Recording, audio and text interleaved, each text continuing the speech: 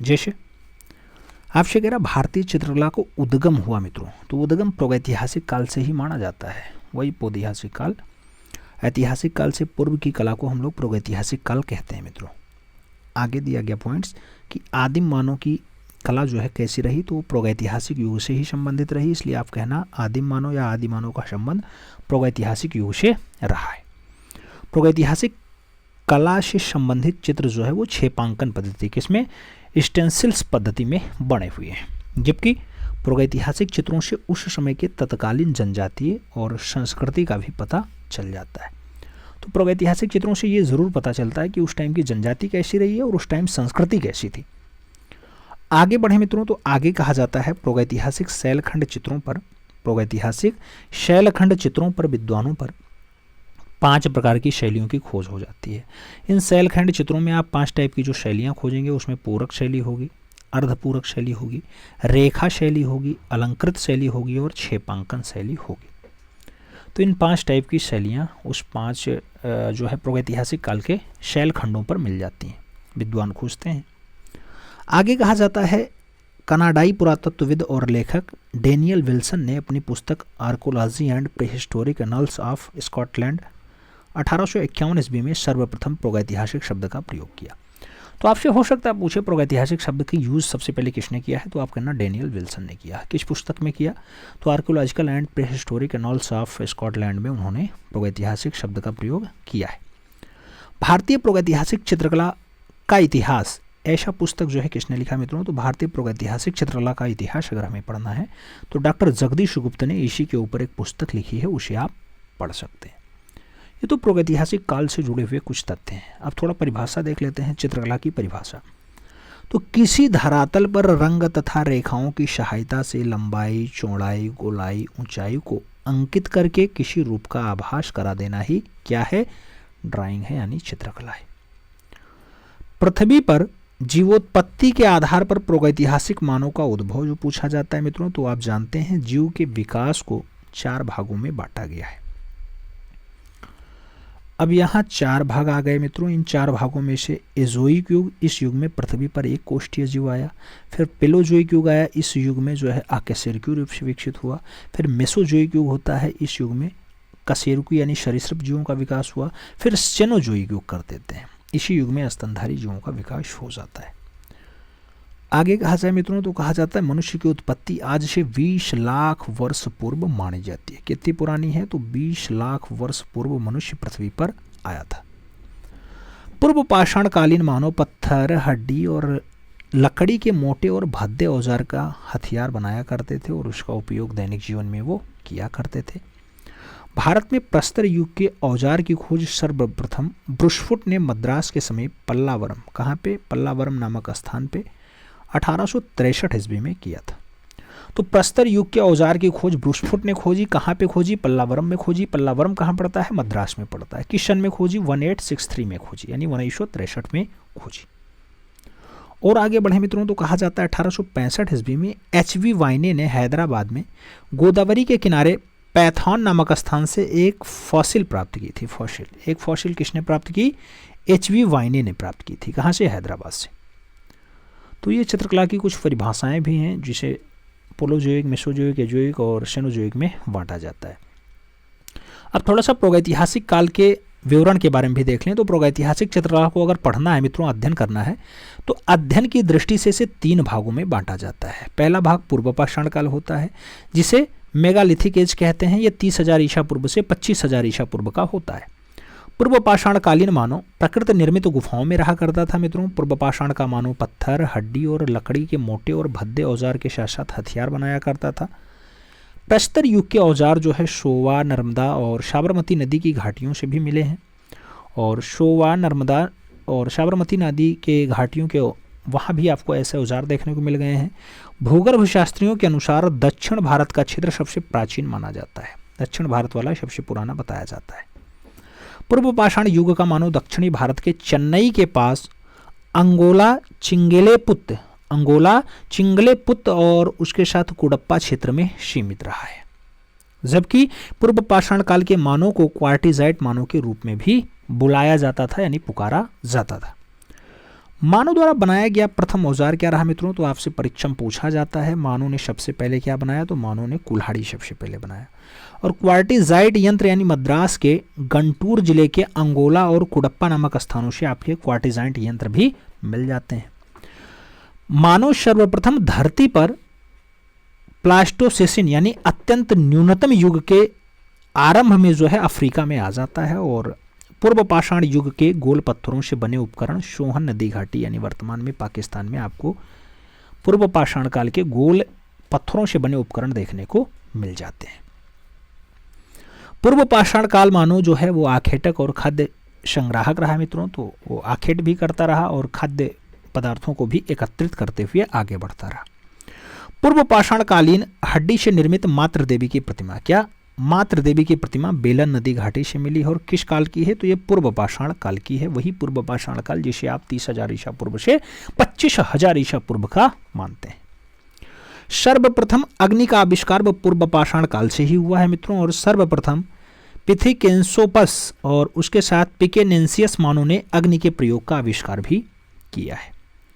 महाराष्ट्र के बोरी नामक स्थान पर खुदाई में मिले अवशेषों के आधार पर मानव की अस्थियां 14 लाख वर्ष पहले की बताई जाती हैं। तो मानव की अस्तित्व जो है महाराष्ट्र के बोरी वाले स्थान से जब देखा जाता है तो 14 लाख वर्ष पुराना बताया जाता है। वैसे आप मनुष्य की उत्पत्ति 20 लाख वर्ष के आसपास मानते हैं। हर टाइप का डाटा आता है, उसी अनुसार पढ़ना होता है। अब आगे बात करेंगे तो मध्य पाषाण काल की बात होगी मित्रों, मिसोलिथिक एज की बात होगी। यहाँ 25,000 ईसा पूर्व से 10,000 ईसा पूर्व का दृश्य मिलेगा। और पूर्व पाषाण काल और नव पाषाण काल के मध्य के संक्रमण काल को मध्य पाषाण काल कहा जाता है मित्रों। मध्य पाषाण काल का समय पुरातन प्रस्तर युग के बर्बर जीवन और नव प्रस्तर युग के समय में संधि काल वाला समय जाना जाता है। मध्य पाषाण काल में मानव के औजार और अधिक सुडौल हैं और उसकी ज्यामितीय रूप भी बहुत अच्छी बताई जाती है। भारत में मध्य पाषाण काल के विषय में जानकारी सर्वप्रथम सीएल कार्लाइल द्वारा 1867 के बिंद क्षेत्र में जो है मिल जाती है। और मध्य पाषाण काल के औजार जो है वो माइक्रोलिथिक यानी छोटे होते हैं, माइक्रोलिथिक होते हैं यानी छोटे औजारों का प्रयोग यहाँ स्टार्ट हो जाता है। भारत का सबसे बड़ा मध्य पाषाणिक स्थल जो है वो बागौर है। बागौर राजस्थान वाला होता है मित्रों। भीलवाड़ा जिले में काठोर नदी के तट पे जो है ये बागौर आपका मिलता है। ये मध्य पाषाण काल का एक बढ़िया नमूना बताया जाता है। मध्य पाषाण कालीन पुरास्थल लांघनाथ जो गुजरात में है, वहाँ 14 मानव कंकाल भी प्राप्त हुए हैं। तो आपसे पूछा जाएगा तो कहाँ पे 14 मानवों का नरकंकाल मिला है? लांघनाज में मिला है, लांघनाज में मिला है। लांघनाज गुजरात के पुरातत्व स्थल के उत्खनन का कार्य एचडी संकालिया ने करवाया है मित्रों। तो एचडी संकालिया किसे खोजते हैं? लांघनाज को खोजते हैं जो आपके गुजरात प्रांत में पाया जाता है।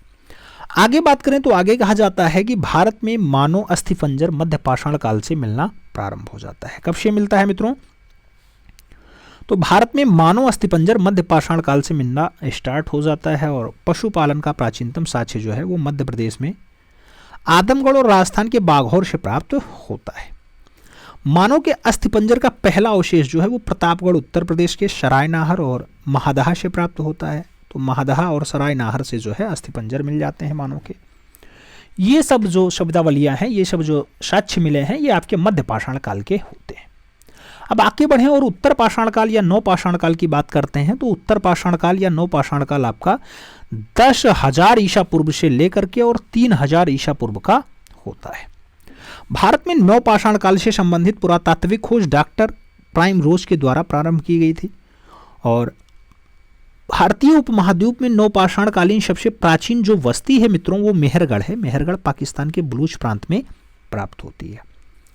नव पाषाण कालीन मानव घर्षित पालिशदार पत्थरों के बने हथियारों का प्रयोग किया करता था। और नव पाषाण कालीन हथियारों में सर्वाधिक प्रयोग जो है वो पत्थर की कुल्हाड़ी का हुआ है। किसका हुआ है? पत्थर की कुल्हाड़ी का हुआ है। आगे बात करें मित्रों तो आगे कहा जाता है नव पाषाण काल में मानव सर्वप्रथम अस्थायी रूप से बसना प्रारंभ कर देता है। यानी मानव अस्थायी रूप से रुकना स्टार्ट कर देता है, एक जगह बसना स्टार्ट कर देता है। और नव पाषाण युग प्राचीन वस्ती मेहरगढ़ से भी प्राप्त हुई है। उत्तर भारतीय नवपाषाण संस्कृति के अंतर्गत अनेक गर्तावास मिले जिसे गड्ढा घर कहा जाता है। बुर्ज होम और गुफलकार भी प्राप्त हुए हैं। तो ये सब आपके नवपाषाण के एक बढ़िया नमूने बताए जाते हैं। पहिए का आविष्कार अगर पूछा जाए तो पहिए का आविष्कार भी नवपाषाण काल की देन है। और बुज्रहोम में कब्रों में पालतू कुत्तों का जो शवदाह बनाया जाता है मित्रों, वो मालिक के साथ पालतू कुत्तों को भी दफन किया जाता है। ऐसा साक्ष्य बुर्जहोम में मिला है। मानव ने कृषि कार्य की शुरुआत नवपाषाण काल से की है। मानव ने कृषि कार्य की शुरुआत नवपाषाण काल से शुरू कर दी है। और कृषि के लिए अपनाई गई सबसे प्राचीन फसल जो बताई जाती है वो गेहूं और जौ बताई जाती है। जबकि इलाहाबाद का कुलवा डिहवा, जहां से चावल का सबसे पुराना साक्ष्य मिला है मित्रों, आपसे पूछा जाएगा कोल डिहवा किसके लिए फेमस है, तो कोल डिहवा जो है इलाहाबाद के पास स्थित है और चावल का सबसे पुराना साक्ष्य यहीं से मिला है। नवपाषाण कालीन मानव का प्रमुख केंद्र जो है वो बेल्लारी रहा है मित्रों। और नवपाषाण कालीन मानव बस्तियों में रहना आरंभ करता है। नवपाषाण काल के मानव ने सर्वप्रथम मिट्टी के बर्तनों का आविष्कार किया और मिट्टी के बर्तन बनाने हेतु चाक का आविष्कार भी नवपाषाण काल में ही हुआ है। तो आपसे परीक्षा में पूछा जाता है चाक का आविष्कार हुआ, आप कहते हैं नवपाषाण काल की देन है।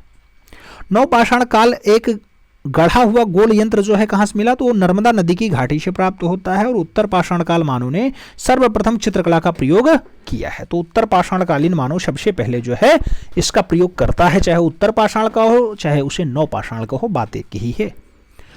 पालिश लगाने की कला का जो आरंभ होता है वो नवपाषाण काल में ही होता है। और नवपाषाण काल की चित्रकला के प्रमुख उदाहरण की अगर बात करते हैं तो मिर्जापुर आएगा, सिंघलपुर आएगा और बेल्लारी आएगा, यहां से प्राप्त होते हैं नवपाषाण काल के साक्ष्य। उत्तर पाषाण काल के मानव सारे भारतवर्ष में फैलाए गए और बेल्लारी उसका प्रधान केंद्र बना रहा। नवपाषाण कालीन नर्मदा नदी के दरियाई घोड़ा और अन्य पशुओं के अश्मीभूत हड्डियां भी यहीं से प्राप्त होती हैं। नवपाषाण युगीन मानव के यंत्र निर्माण करने के उद्योगशालाएं ये सब दक्षिण भारत में ही प्राप्त होते हैं। कुछ स्थानों पर हिंगराजी के टुकड़े, शील और पत्थर प्राप्त हुए हैं जिन पर हिंगरोजी को पीसा जाता था मित्रों। तो हिंगरोजी को पीसा जाने के लिए पत्थर के टुकड़े भी मिले, सील भी मिले, ये सब भी देखने को मिला है। सिल बहुत सारे लोग नहीं जानते होंगे, देहात वाले जानते होंगे सिल क्या होता है, लोढ़ा क्या होता है या पत्थर क्या होते हैं। पत्थर तो सब जानते होंगे, देखते हैं। ज्यामितीय या अमूर्त कला का विकास जो है वो नवपाषाण काल में ही हुआ है। तो ज्यामितीय या अमूर्त कला का जो विकास होता है, आगे बढ़ता है, तो ये अमूर्त कला आगे बढ़ती है नवपाषाण काल में। अब थोड़ा सा बात हम लोग प्रागैतिहासिक चित्रों के प्रमुख शोध के बारे में देख लेते हैं। उनके लेखक कौन कौन से रहे, शोध कैसे छपे और कैसे वो आगे बढ़े। जैसे भारत में प्रागैतिहासिक आलेखनों और चित्रों पर अनुशीलन करने वाले प्रमुख विद्वानों में एलन हार्टेक बॉन्ड्रिक आते हैं, स्टुअर्ट पिगॉट हैं, डीएच गार्डन हैं, प्रोफेसर जुनेर हैं, लियोनार्डो आदम हैं और श्री एफ.आर. अल्चिन का भी नाम आता है। उसके साथ श्रीमती आल्चिन का भी नाम आएगा, डब्ल्यू एंडरसन आएंगे, कॉकबर्न आएंगे, सी.ए. सिल्वारॉड आएंगे और पंचानन मित्र के साथ साथ मनोरंजन घोष का नाम भी प्रमुखता से आ जाता है। तो ये सब विद्वान रहे जो आलेख छापते रहे। प्रीहिस्टोरिक इंडिका की अगर बात करते हैं 1950 में एक पुस्तक आती है स्टुअर्ट पिगॉट की, जिसमें उन्होंने प्रागैतिहासिक समय के प्रमाणिक सामग्री से भरपूर बताया है। और our heritage in art 1952, our heritage in art 1952 के लेखक असित कुमार हालदर रहे हैं। तो ये पुस्तक पूछी जाती है, याद रखिएगा। प्रीहिस्टोरिक इंडिका की अगर बात होती है 1923 नामक पुस्तक जो है वो पंचानन मित्र जी की है। और इंडियन पेंटिंग्स की बात करें तो 1929 की है, इसके लेखक जो है वो परसी ब्राउन बताए जाते हैं। जबकि प्रीहिस्टोरिक आर्ट ऑफ इंडिया की बात हो या फिर लियोनार्डो एडम द्वारा जो है 1940 में लिखी गई, 49-54 में क्रमशः प्रकाशित की गई है प्रीहिस्टोरिक आर्ट ऑफ इंडिया। जबकि एच.ए. बॉन्ड्रिक ने अपनी पुस्तक प्रीहिस्टोरिक पेंटिंग्स की बात करते हैं तो 1952 के आसपास 3 महत्वपूर्ण प्रागैतिहासिक चित्रों का अंकन किया था, जिसमें आपका सरोह घाट का घायल सुअर वाला और उसके साथ सुअर के आखेट का दृश्य दर्शाया, और होशंगाबाद का भैंसा भी उसी में दर्शाया और सिंघनपुर का आखेट भी उसी में दर्शाया। तो किसने दर्शाया मित्रों? ये एच.ए. बॉन्ड्रिक की पुस्तक प्रीहिस्टोरिक पेंटिंग्स में ऐसा आता है। अब कुछ महत्वपूर्ण शिला स्थल हैं जिनके जो है खोजकर्ता और खोज वर्ष की बात करते हैं, तो देख लो, एक साथ स्क्रीनशॉट लेना बहुत इंपॉर्टेंट है मित्रों। 1880 मिर्जापुर क्षेत्र होता है, कार्लाइल इसे खोजते हैं। 1892 बेल्लारी क्षेत्र होता है, एफ फॉसेट खोजते हैं। 1907 की बात करें, बांदा इसका क्षेत्र होता है मित्रों, खोज करते हैं सी.ए. सिल्वारॉड। जबकि 1910 की बात करते हैं, सिंघनपुर क्षेत्र होता है और C.W. एंडरसन के द्वारा खोजा जाता है। 1922 की बात होती है मित्रों तो होशंगाबाद है, मनोरंजन घोष खोजते हैं। जबकि 1936 की बात कर रहे हैं, अगर 36 पूछा जाए तो पंचमढ़ी डीएच गार्डन लगाना। और मित्रों जब 32 दिया जाता है तब भी आप जानते हैं पंचमढ़ी के लिए किसको लगा देते हैं? जी.आर. हंटर को लगाते हैं। तो खोज का काम जी.आर. हंटर 1932 रहा है, जबकि प्रकाश में लाने का काम 1936 में डीएच गार्डन का रहा है। और 1958 की अगर बात करते हैं तो भीमबेटका की खोज की बात आती है। प्रोफेसर साहब हैं डॉक्टर वीएस वाकाड़कर, तो इन्होंने खोजा है। तो इसका स्क्रीनशॉट आप साथ ले लीजिएगा, बहुत इंपॉर्टेंट काम होगा मित्रों, हर बार पूछा जाता है क्वेश्चंस। आगे बढ़ें, भारतीय प्रागैतिहासिक चित्रकला की बात करते हैं मित्रों, तो दिया गया भारतीय प्रागैतिहासिक युग के पाषाण चित्रों के प्रमुख केंद्रों में अगर बात करते हैं तो मध्य प्रदेश है, उत्तर प्रदेश है, बिहार है, छत्तीसगढ़ है, राजस्थान है, उड़ीसा है, केरला है, आंध्र प्रदेश और तमिलनाडु है। इन सब जगहों पर आपके भारतीय प्रागैतिहासिक चित्रकार मिल जाते हैं, चित्र रचनाएं मिल जाती हैं। मध्य प्रदेश के प्रमुख क्षेत्र कौन कौन से हैं, तो पंचमढ़ी का नाम आएगा, पहाड़गढ़ का नाम आएगा, भीमबेटका का नाम आएगा, रायगढ़ का नाम आएगा, रायगढ़ तो अब छत्तीसगढ़ का हिस्सा है, मंदसौर की बात आ गई, होशंगाबाद आएगा, आदमगढ़ आएगा, भोपाल आएगा, ग्वालियर आएगा, रायसेन आएगा। ये सब क्षेत्र जो है प्रागैतिहासिक चित्रों से संबंधित है और मध्य प्रदेश में पाए जाते हैं। जैसे मध्य प्रदेश का पंचमढ़ी हम लोग पढ़ें तो पंचमढ़ी अभी जस्ट हमने कहा कि पंचमढ़ी गुफाएं महादेव पर्वत श्रृंखला, पूछा जाएगा कौन सी पर्वत श्रृंखला पे है, तो महादेव पर्वत श्रृंखला में अवस्थित है। पंचमढ़ी की खोज की बात आती है, जीआर हंटर साहब खोजते हैं, कब, 1932 में। प्रकाश में कौन लाता है, तो प्रकाश में आप जानते हैं डीएच गार्डन लाते हैं 1936 में। तो पंचमढ़ी चित्रों को प्रकाश में लाने का श्रेय डीएच गार्डन साहब को जाता है और डीएच गार्डन इसे कब लाते हैं, 1936 में लाते हैं। पंचमढ़ी के चित्रों को स्पेन की अल्तामीरा के समकक्ष माना गया। तो किसके समकक्ष माना गया, स्पेन की एक गुफा है, स्पेन की गुफा का नाम अल्तामीरा है, अल्तामीरा के बराबर माना गया है पंचमढ़ी की गुफाओं को। आगे, पंचमढ़ी में कुल कितने, तो 50 गुफाएं अवस्थित है। कितनी गुफाएं हैं मित्रों, 50 गुफाएं अवस्थित हैं।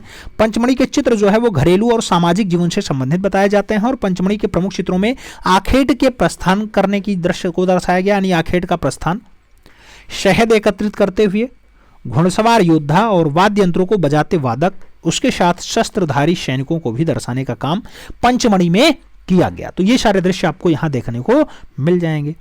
आगे बढ़ोगे, कुछ दृश्य दिखाते हैं, जैसे नृत्य वादन वाला दृश्य है, ये पंचमढ़ी में मिलता है, पंचमढ़ी वही जम्बूद्वीप वाला, देखो नृत्य वादन है ये। दूसरा दृश्य दिखाते हैं, दूसरा दृश्य आपका शहद एकत्रित करते हुए, ऊपर देख रहे हैं ये सब मधुमक्खियां उड़ रही हैं, ये छत्ता है आपका, नीचे ऐसा पॉट लगाए हुए एक जो है मानव दर्शाया गया है जो शहद एकत्रित कर रहा है। तो ये भी दृश्य आपको पंचमढ़ी में देखने को मिल जाते हैं। आगे बढ़े मित्रों, तो आगे कहा जाता है सितार वादक तथा गदर्भमुख देवता का चित्र भी कहां से मिला है, तो सितार वादक और गदर्भमुख देवता का चित्र पंचमढ़ी के लश्करिया खोह से प्राप्त हुआ है। आप जानते हैं यहाँ 50-50 गुफाएं हैं, इन 50 में से लश्करिया खोह से आपका गदर्भमुख देवता और सितार वादक का दृश्य मिला है। सशस्त्र युद्धों का दृश्य जो है वो पंचमढ़ी में ही प्राप्त हो जाते हैं। तो सशस्त्र युद्ध का दृश्य कहां से मिला, पंचमढ़ी से मिला है। सबसे अधिक धनुर्धारियों का चित्रण पंचमढ़ी में ही हुआ है। महादेव पर्वत श्रृंखला में अवस्थित इमली खोह से सांभर के आखेट का दृश्य मिलता है मित्रों, और पंचमढ़ी के भांडादेव गुफा की छत पर शेर के आखेट का दृश्य भी दिखाई दे जाता है। आगे बात करते हैं महादेव बाजार। महादेव बाजार गुफा में मित्रों एक विशालकाय बकरी का चित्र मिला है, यानी बड़ी सी बकरी का चित्र कहाँ मिला, तो महादेव बाजार में देखने को मिलता है। पंचमढ़ी के प्रागैतिहासिक चित्रों को पुतरी कहा जाता है। क्या कहा जाता है मित्रों, प्रागैतिहासिक काल के चित्रों को पंचमढ़ी वाले में पुतरी नाम दे दिया जाता है। और पंचमढ़ी के अन्य गुफाएं जहां पर चित्रशालाएं प्राप्त हुए हैं उसमें लश्करिया खोह आता है, नींबू भोज आता है और बनिया वेरी आता है। तो बनिया वेरी, नींबू भोज और लश्करिया खोह कहां पे आते हैं, ये पंचमढ़ी के अंतर्गत आते हैं, जो महादेव पर्वत श्रृंखला में अवस्थित है और मध्य प्रदेश का हिस्सा होता है। आगे बढ़े मित्रों, तो पंचमढ़ी के चित्र प्रायः 3 श्रेणियों में दिखाई देते हैं। पहले स्तर के चित्रों में तख्तीनुमा और डमरूनुमा मानवाकृतियों को बनाया गया है, जिसके शारीरिक गठन को लहरदार रेखाओं द्वारा दर्शाया गया, जबकि दूसरे स्तर के चित्रों में केवल अहेरिया यानी शिकारी रूप में अभिव्यंजित करने का काम किया गया। और तीसरे स्तर के चित्र कुछ स्वाभाविक जान पड़ते हैं। इन स्तर के चित्र घरेलू जीवन तथा सामाजिक जीवन से संबंधित बताए गए हैं। कांटेदार स्याही का चित्र जम्मू द्वीप से प्राप्त हुआ है मित्रों। कहां से मिला है, तो कांटेदार स्याही का चित्र जम्मू द्वीप से मिला है। नृत्य वादन करते हुए 2 मनुष्यों का चित्र जम्मू द्वीप गुफा से प्राप्त हुआ। तो नृत्य वादन का दृश्य कहां से मिला है, जम्मू द्वीप गुफा से मिला है। पंचमढ़ी क्षेत्र में एक उत्कृष्ट चित्र परिवार के मध्य तंतुवादन का प्राप्त हुआ है। परिवार के मध्य तंतुवादन का चित्र कहां से मिला, तो पंचमढ़ी क्षेत्र से मिला है। आगे बात करते हैं, तो पंचमढ़ी क्षेत्र से कुछ वानर क्रीड़ा के सुंदर दृश्य भी मिले हैं। किनका, वानर क्रीड़ा का बढ़िया दृश्य कहां से मिला, पंचमढ़ी क्षेत्र से मिला है। बनियाबेरी क्षेत्र जो है वो पंचमढ़ी के सफेद पूरक शैली में बना एक चित्र मिल गया है, जिसमें वानर समूह के साथ साथ मधुमक्खी का छत्ता बनाया गया है। क्या बनाया गया, मधुमक्खी का छत्ता भी बनाया गया है। पंचमढ़ी क्षेत्र के माउंट मांटेरोजा से शहद एकत्रित करते हुए मानुष्य का दृश्य चित्रित किया गया, जो पारिवारिक जीवन का चित्रण किया गया है मित्रों। अभी आपने देखा था पंचमढ़ी का शहद एकत्रित करने वाला चित्र, तो ये मोंटेरोजा से मिला है मित्रों, मोंटेरोजा से मिला है, जो पंचमढ़ी क्षेत्र के अंतर्गत आता है। और आगे बढ़ें, आगे कहा जाता है स्वास्तिक पूजा का श्रेष्ठ चित्र बनियाबेरी से मिला है। कहाँ से मिला मित्रों? तो स्वास्तिक पूजा का बढ़िया वाला चित्र जो है वो बनियाबेरी से मिला। बनियाबेरी भी पंचमढ़ी क्षेत्र के अंतर्गत ही आता है। और अश्वरूढ़ और महिषारूढ़ सैनिकों के युद्ध का चित्र कहाँ से मिला? तो बोरी गुफा से मिला है। बोरी गुफा भी पंचमढ़ी के अंतर्गत ही आती है। तो अश्वारूढ़ और महिषारूढ़ सैनिकों का युद्ध कहाँ दर्शाया गया? तो आपके बोरी गुफा में दर्शाया गया, जो पंचमढ़ी के अंतर्गत ही आता है। भारत में सबसे ज्यादा चित्र मध्य प्रदेश के पंचमढ़ी से ही प्राप्त हुए हैं। तो सबसे ज्यादा प्रागैतिहासिक चित्र पंचमढ़ी से ही मिले हैं, याद रखिएगा। और प्रागैतिहासिक पुस्तक the rock paintings of Mahadev hills के लेखक कौन है? तो डीएच गार्डन साहब हैं, rock paintings of Mahadev hills के लेखक। आगे बढ़े मित्रों, पहाड़गढ़ की बात करेंगे। पहाड़गढ़ ग्वालियर से 150 किलोमीटर दूर मोरेना जिले में पहाड़गढ़ के निकट आसान नदी के तट पर एक घाटी में लगभग 10,000 ईसा पूर्व से लेकर के 100 वर्ष पूर्व के मध्य की गुफाएं और शिलाचित्र देखने को मिल जाते हैं।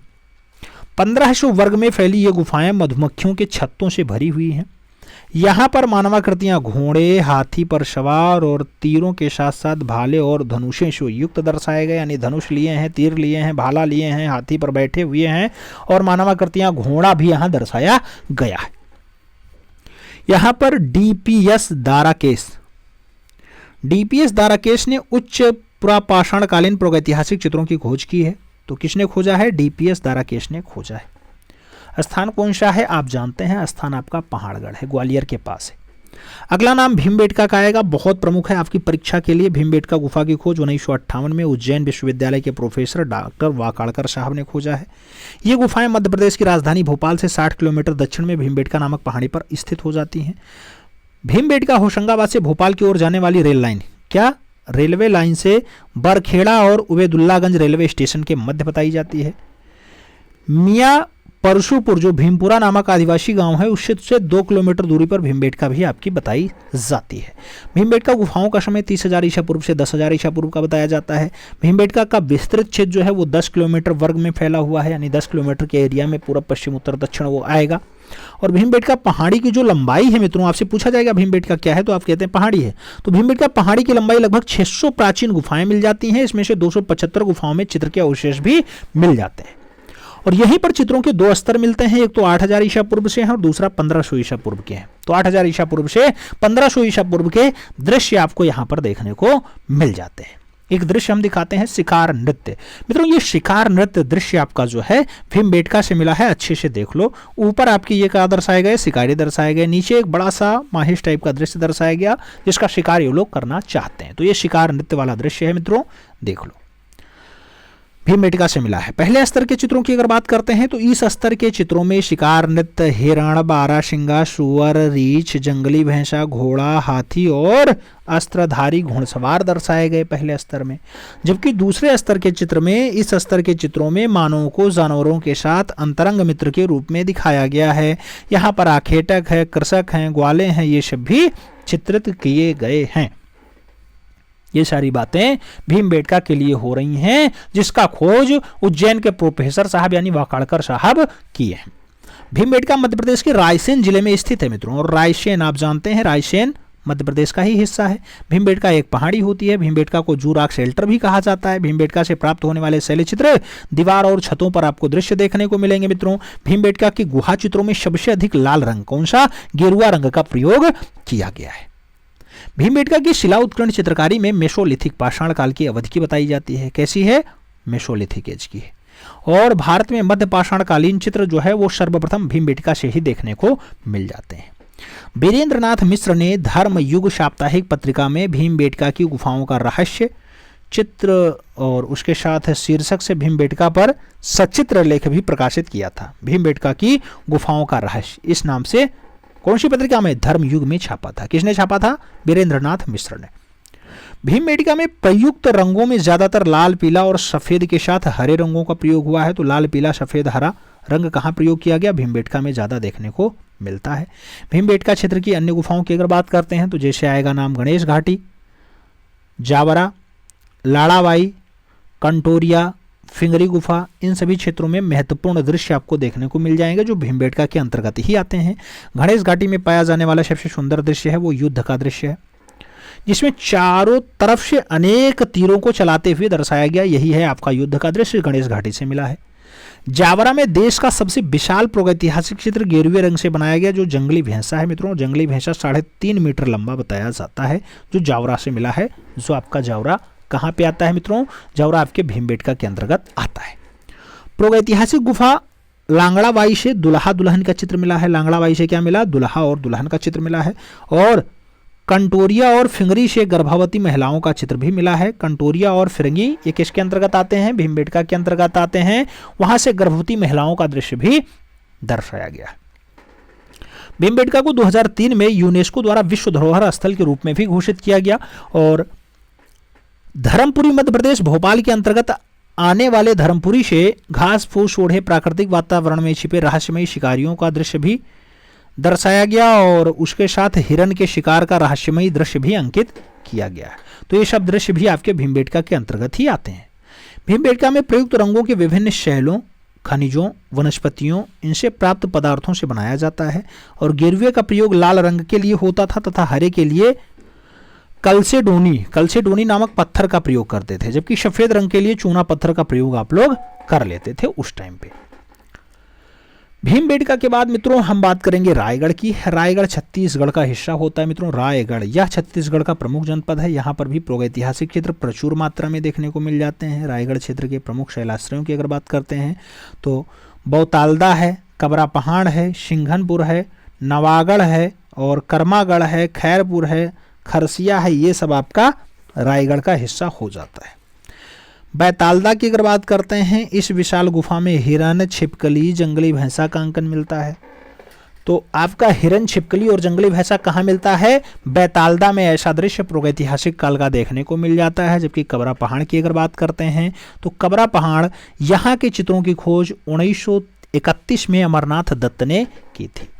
यहाँ के दृश्य में चीते के भयभीत आखेट को दर्शाया गया है। और सिंघनपुर की बात करें वर्तमान छत्तीसगढ़ में है तो रायगढ़ क्षेत्र के अंतर्गत माठ नदी के पूर्वी ओर स्थित सिंघनपुर के चित्रों की जो खोज है वो 1910 में डब्ल्यू एंडरसन के द्वारा की जाती है। 1913 में अमरनाथ दत्त और 1917 में पर्सी ब्राउन ने यहाँ पर कार्य भी किया है। सिंघनपुर में 50 चित्र जो है 50 चित्रित शैलाश्रय और गुफाएं मिल जाती हैं। आखेट का दृश्य जिसमें तीरों से बुरी तरह बांधा भैंसा दम तोड़ रहा है, यह दृश्य सिंघनपुर का सबसे उत्कृष्ट चित्र बताया जाता है। कौन सा? तीरों से बुरी तरह विधा भैंसा जो है तीरों से बिल्कुल इधर से उधर तीर आर पार कर दिए हैं और भैंसा मर रहा है, ऐसा दर्शाया गया। ये सबसे बढ़िया चित्र बताया जाता है, उत्कृष्ट चित्र बताया जाता है। यहाँ के गुफा द्वार पे असंयत कंगारू का चित्रण भी हुआ है। असंयत कंगारू का चित्रण कहाँ देखने को मिलता है? तो आप सिंघनपुर में देखने को पा जाएंगे। सिंघनपुर की एक लंबी सुरंगनुमा गुफा जिसमें पशुओं का बहुतायत अंकन किया गया है, जैसे घोड़ा है, बारहसिंगा है, हिरण है, भैंसा है, सांड है, सूंड उठाए हाथी है और इसके साथ खरगोश हैं। इन सभी को भी दर्शाया गया है। यहीं पर एक गुफा का दीवार पर जंगली सांड को पकड़ते हुए बर्छी से छिदते हुए आखेटकों का मनोरम चित्रण किया गया है। और रायगढ़ क्षेत्र के अनेकों चित्र छेपांकन पद्धति में बने हुए बताए जाते हैं, जिसे इतिहासकार गार्डन ने पर्याप्त पारवर्ती माना है। रायगढ़ क्षेत्र से जादू, टोना टोटका आदि के चलन से संबंधित प्रतीक चिन्हों को भी पाया गया है। और मंदसौर की अगर बात करते हैं तो मंदसौर क्या है मित्रों? मंदसौर मध्य प्रदेश के अंतर्गत आता है। मंदसौर जिला के मोरी नामक स्थान पे कुछ प्रागैतिहासिक चित्र भी मिले हैं। यहाँ पर कुल 30 पहाड़ियाँ खोए हैं यानी गुहाएं हैं। और मोरी नामक स्थान से अष्टदल के साथ साथ कमल के साथ स्वास्तिक, चक्र, शौर्य, बोतोभद्र, पीपल की पत्तियों का प्रतीकात्मक चित्र, ये सब देखने को मिल जाता है मोरी वाले स्थान से। यहाँ पर देहाती भांस से बनाई गाड़ियाँ भी मिल जाती हैं। तो देहाती भांस से बनाई गई गाड़ियाँ कहाँ मिली? मोरी से मिली यानी मंदसौर में मिली हैं। नृत्य रत मानव हो, पशुओं को हाँकते हुए ग्वाले हों या फिर पशु आदि का चित्रण मोरी नामक स्थान पे बढ़िया से मिला है। तो ये सब दृश्य आपका मंदसौर मोरी वाला हो जाता है जो मध्य प्रदेश के अंतर्गत आता है।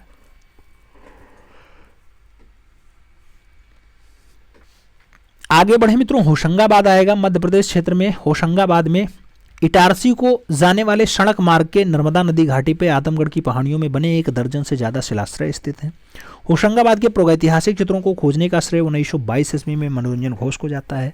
होशंगाबाद के प्रमुख चित्रों की अगर बात करते हैं तो जंगली भैंसा है मित्रों, घोड़ा है, हाथी है, घायल भैंसा है, अस्त्रधारी है, घुड़सवार है, जिराफ समूह है, 4 धनुर्धारी है। ये सब दृश्य जो बना है ये आपके होशंगाबाद में देखने को मिलता है। यहाँ के चित्र छेपांकन पद्धति में बनाए गए हैं। होशंगाबाद वाले चित्र छेपांकन पद्धति में है और यहाँ 10 फीट लंबा और 6 फीट चौड़ा एक विशालकाय माहिष का चित्र अंकित है जो दोहरी रेखाओं के द्वारा निर्मित है। तो महामाहिष का दृश्य कहाँ पे मिला है? आपके होशंगाबाद से मिला है। वन देवी का चित्र भी कहाँ से मिला मित्रों? तो वन देवी का चित्र भी आपके होशंगाबाद से देखने को मिल जाता है। आदमगढ़ की हम बात करते हैं तो आदमगढ़ की एक गुफा में एक हाथी पर चढ़े आखेटकों को जंगली भैंसों के आखेट करते हुए चित्रित करने का काम किया गया है। छलांग लगाते बारहसिंघे का एक उत्कृष्ट चित्र प्राप्त हुआ है जिसमें गहरी पृष्ठभूमि पर पीली रेखाओं में उकेरा गया है। एक विशाल मोर का अंकन आदमगढ़ क्षेत्र में हुआ है। भोपाल क्षेत्र में धर्मपुरी गुहा मंदिर के साथ साथ सिमलीरा, बरखेड़ा, सांची, उदयगिरी आदि से आदिम चित्रकला का उदाहरण देखने को मिल जाता है। तो ये सारी बातें आपके मध्य प्रदेश के लिए हुई हैं। मध्य प्रदेश के प्रागैतिहासिक स्थल के बाद हम लोग उत्तर प्रदेश के प्रमुख प्रागैतिहासिक क्षेत्रों की बात करेंगे। तो मिर्जापुर, मानिकपुर, चित्रकूट आदि स्थलों से प्रागैतिहासिक चित्र पाए जाते हैं। मिर्जापुर की बात करें तो भारत में प्रागैतिहासिक चित्र उत्तर प्रदेश के मिर्जापुर जिले से प्राप्त हुए हैं। मिर्जापुर के सन 1911 ईस्वी में गजेटियर में 5वें अध्याय के अंतर्गत इतिहास का परिचय देते हुए D.L. ड्रेक ने वहां की चित्रमयी गुफाओं में सर्व प्राचीन मानव निवास स्थल बताने का काम किया है। भारतवर्ष में शिला चित्रों की ओर सर्वप्रथम ध्यान आकृष्ट कराने वाले का श्रेय जो जाता है वो आर्चिबाल्ड कार्लाइल का जाता है, उसके बाद जॉन कॉकबर्न को जाता है। इसीलिए 1880 में कैमूर की पर्वत श्रेणियों में अलग अलग परिचय दिया जो मिर्जापुर के निकट बिंद क्षेत्र में स्थित हो जाती हैं। मिर्जापुर क्षेत्र के कैमूर की पहाड़ियों पर भारतीय शिला चित्र बने हुए मिलते हैं और मिर्जापुर में कुल 100 गुफाओं में प्रागैतिहासिक चित्र प्राप्त होते हैं। कोहबर, विजयगढ़, सोहरी रौंप, शोरियो घाट, भिलडरिया, लिखुनिया, कोंडाकोट, घोड़मागर और उसके साथ खोडहावा आदि मिर्जापुर से संबंधित प्रागैतिहासिक स्थल होते हैं। मिर्जापुर के मोहरा पथरी, बागा पथरी और सहवाइया पथरी नामक पहाड़ियों में भी आदिम चित्रों के उदाहरण देखने को मिल जाते हैं। मिर्जापुर की गुफाओं में सर्वाधिक चित्र आखेट विषय पर बने हुए बताए जाते हैं और इस क्षेत्र के शिला चित्रों में सुअर के साथ साथ गैंडा, हिरन सांभर, बारहसिंघा आदि का चित्रांकन अपेक्षाकृत अधिक यथार्थ और स्वाभाविक ढंग से बनाया गया है। बांड्रिक महोदय ने भारत में प्राप्त प्रागैतिहासिक चित्रों की प्राचीनता के कालक्रम में अमेरिका, यूरोप के बाद रखा है।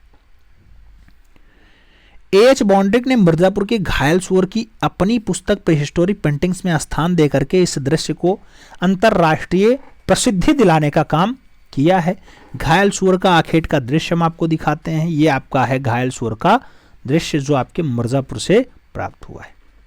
अब बात सोरहो घाट क्षेत्र की कर लेते हैं। सोरहो घाट क्षेत्र में सबसे सुंदर दृश्य सुअर के आखेट का दृश्य मिलता है जो केवल सोरहो घाट नहीं बल्कि संपूर्ण मिर्जापुर क्षेत्र का उत्कृष्टतम दृश्य बताया जाता है। कौन सा? सुअर के आखेट का दृश्य। गिरवी से बना इस दृश्य का चित्रण अति यथार्थवादी, स्वाभाविक और मार्मिक ढंग से हुआ है। इस दृश्य में घायल सुअर का मुख अर्ध खुला रह गया है जो उसे असहनीय पीड़ा को दर्शा रहा है। सोरहो घाट से प्राप्त कुछ अन्य चित्रों में बात करें तो स्याही के आखेट का है, हाथ के आखेट का है, छापे की मानवाकृतियों की बात हो रही है, ये सब आपके सोरहो घाट से मिला है।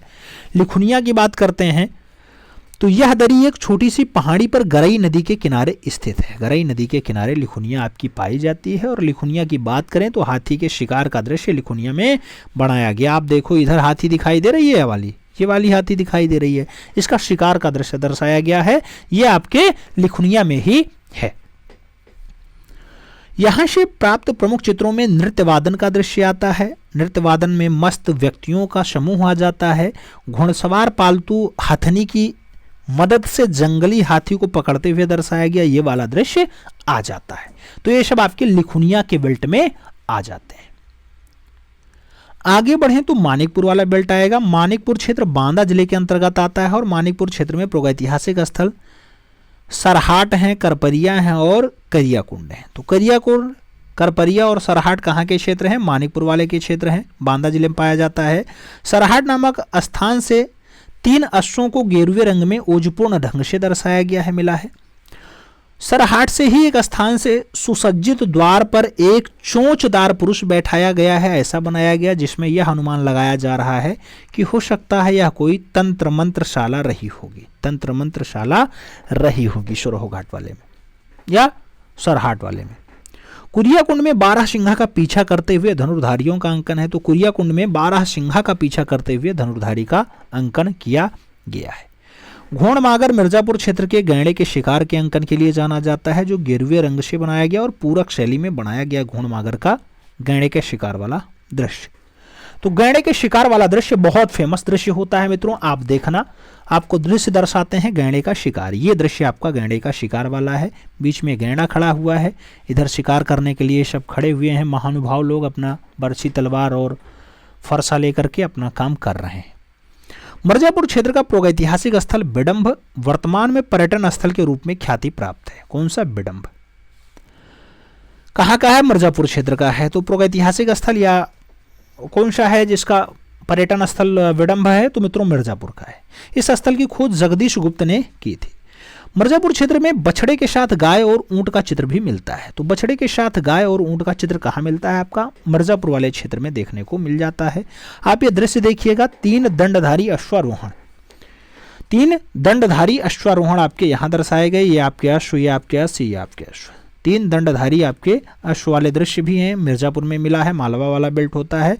अपने अपने घोड़े को रास्ता में पैदल ले जा रहे हैं लोग। मालवा से पहिए रहित गाड़ी का दृश्य भी मिला है। पहिया रहित यानी पहिया ही नहीं है, ऐसी गाड़ी बनाया गया जिसमें एक आदमी बैठा हुआ है और उसके दोनों तरफ 2 अनुचर यानी धनुष बाण और दंड लिए हुए खड़े हैं, ऐसा दर्शाया गया मालवा वाले में पहिया रहित गाड़ी में। और 3 दंडधारी अश्वारोही का सुंदर अंकन भी बढ़िया से किया गया। प्रागैतिहासिक स्थल हरनी हरन, हरनी हरन मिर्जापुर में विजयगढ़ दुर्ग के समीप पाया जाता है, हरनी हरन स्थान। और उसके बाद कुछ प्रमुख ऐतिहासिक स्थलों की बात कर लेते हैं जो चित्र जहां से मिले हैं। जैसे आप देखना, घोड़मागर मिर्जापुर का है।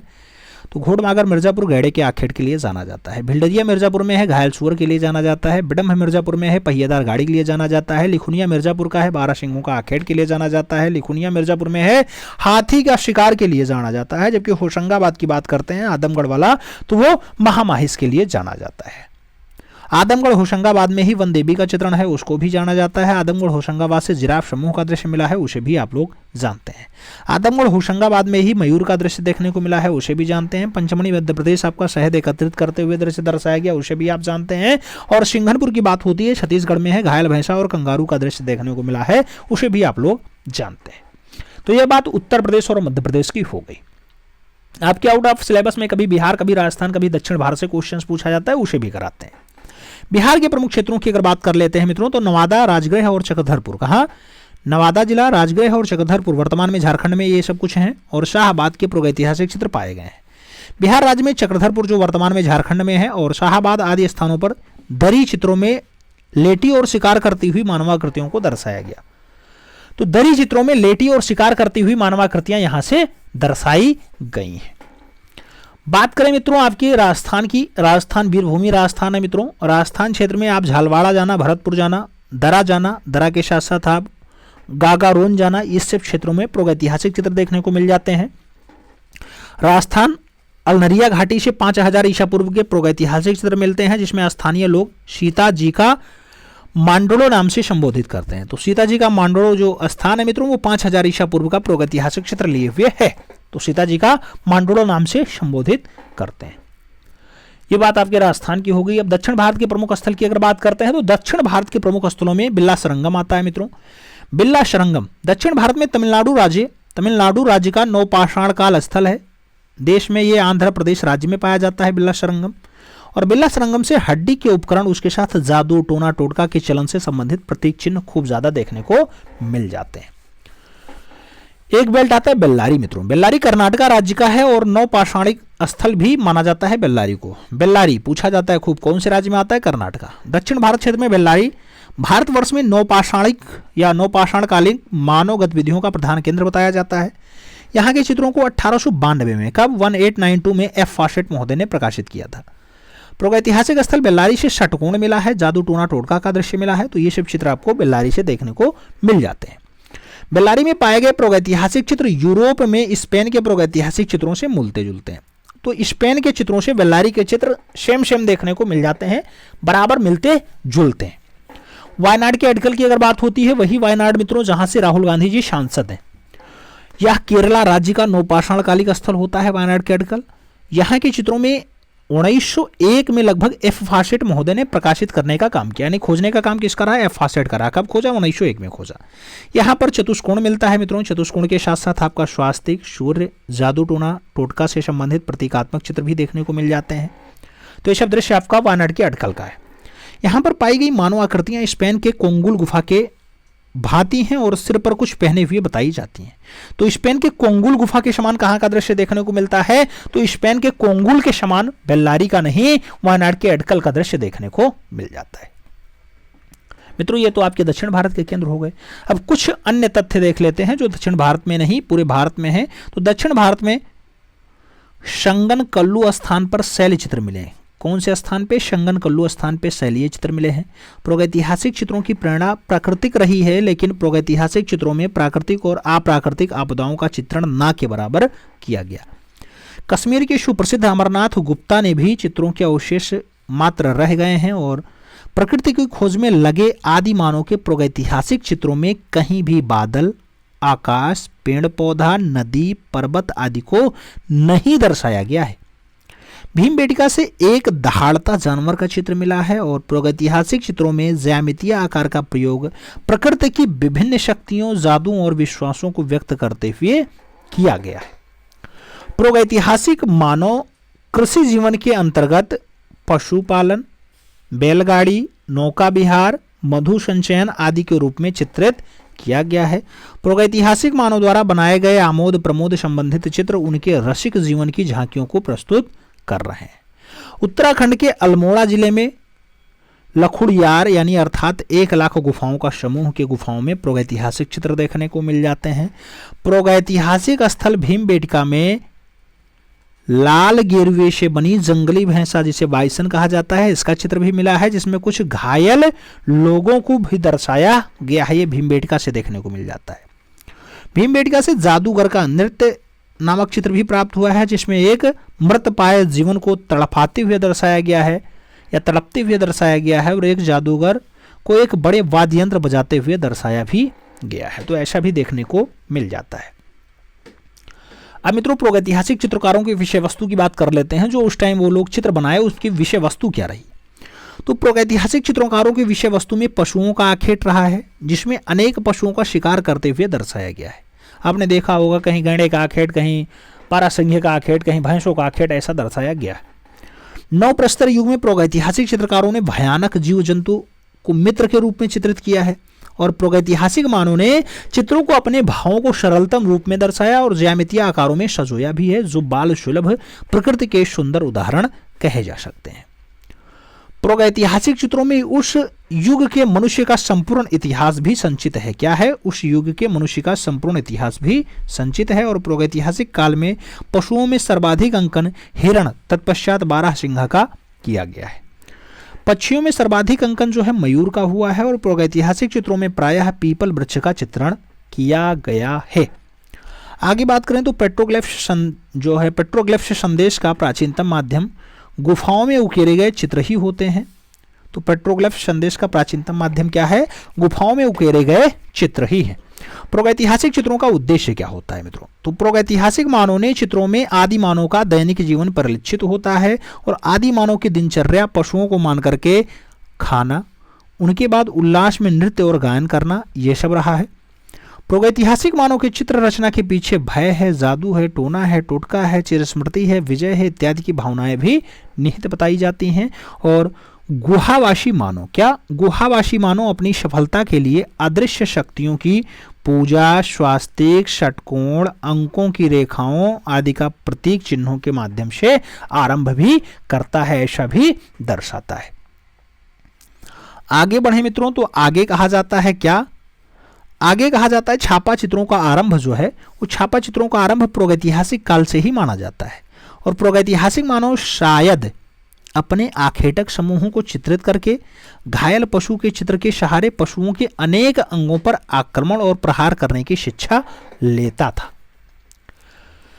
प्रागैतिहासिक चित्रों की जो विशेषताएं हैं मित्रों वो खासियत क्या क्या है? तो अधिकांश प्रागैतिहासिक चित्र रेखाओं द्वारा निर्मित किए गए हैं। किस पे बने हैं? रेखा पे बने हैं।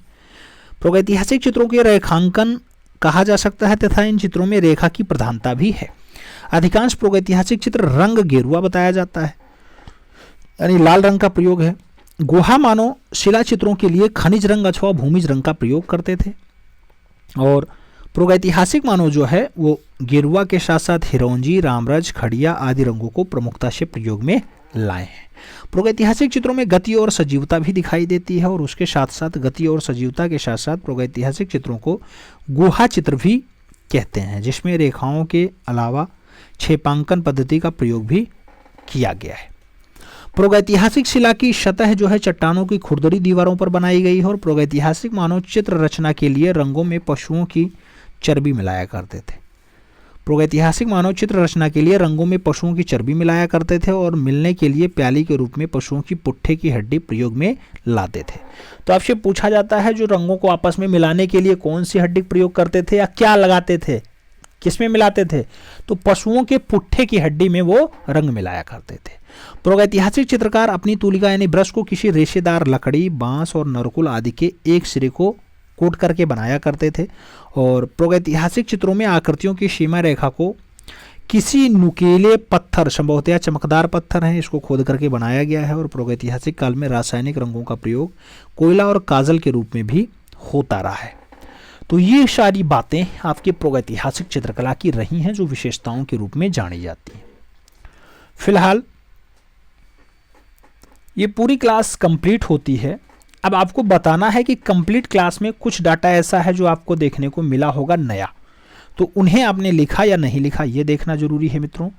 जिस पे विशेष फोकस किया गया उसे आपने कहाँ तक कवर किया है, उसे आपने कैसे दर्शाया है और आपने प्रागैतिहासिक स्थलों की बात जो हमने की थी, कहा था स्क्रीनशॉट ले लीजिएगा, उसे किस तरह से आपने दर्शाया, क्योंकि वो परीक्षा के पॉइंट ऑफ व्यू से बहुत इंपॉर्टेंट है। तो इन सारे पॉइंट्स को आपको लिखना है, नोट डाउन करना है। अगर मान लो आप लिख नहीं पाते, नोट डाउन नहीं कर पाते, तो ये क्लास 2-3 बार सुन लीजिएगा, वीडियो की क्वालिटी कम कर लीजिएगा, 2-3 बार सुन लीजिएगा, जिससे आपको पूरा डाटा दिमाग में बैठ जाए, स्टेप बाय स्टेप समझ में आ जाए। हमें उम्मीद है पूरी बातें समझ में आई होंगी। मिलते हैं शो में, तब तक के लिए दिल से सल्यूट। जय हिंद।